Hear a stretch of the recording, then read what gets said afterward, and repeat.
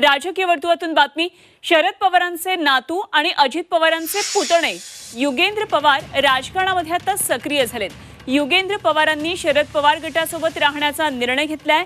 आज त्यांनी बारामतीमध्ये पक्ष कार्यालयात युवक आणि कार्यकर्त्यांशी संवाद साधला। युगेंद्र पवार हे अजित पवारांचे धाकटे बंधू श्रीनिवास अनंतराव पवार यांचे चिरंजीव आहेत। ते बारामती कुस्तीगीर संघाचे अध्यक्षही आहेत। राष्ट्रवादीत फूट पडल्यानंतर पवार घराणंही राजकीयदृष्ट्या विभागलं गेलं। अजित पवार, पार्थ पवार एका बाजूला आणि दुसऱ्या बाजूला शरद पवार, सुप्रिया सुळे आणि रोहित पवार अशी विभागणी झाली। त्यात आता पवार घराण्यातील आणखी एक पुतण्या, विशेष म्हणजे शरद पवारांना शह देणाऱ्या अजित पवारांचा पुतण्या राजकारणात आता सक्रिय होतोय। त्यामुळे चर्चांना उधाण आलंय।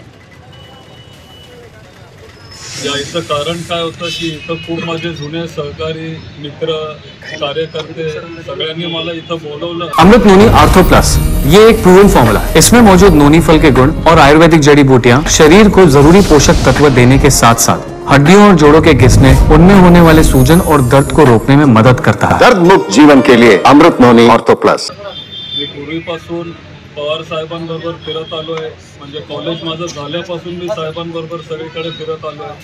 त्याच्यामुळे आता पक्षाचं नवीन कार्यालय इथं झालं, त्याच्यामुळे मला वाटलं की जाऊ आपण एकदा तिथं भेट देऊ, सगळ्यांना भेटू, बघू नवीन कार्यालय कसं आहे, कार्यकर्ते कसे आहेत।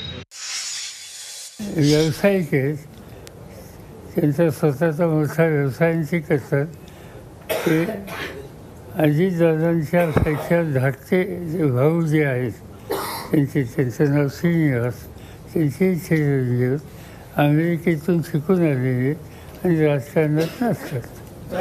आले तर स्वागत होईल का? आता कुणी एखादी भूमिका घेतली तर त्या भूमिकेच्या संबंधी वेगळं मत व्यक्त करायचं कारण काय? कुठेही त्यांना काम करायची इच्छा असेल तर अधिकार आहे।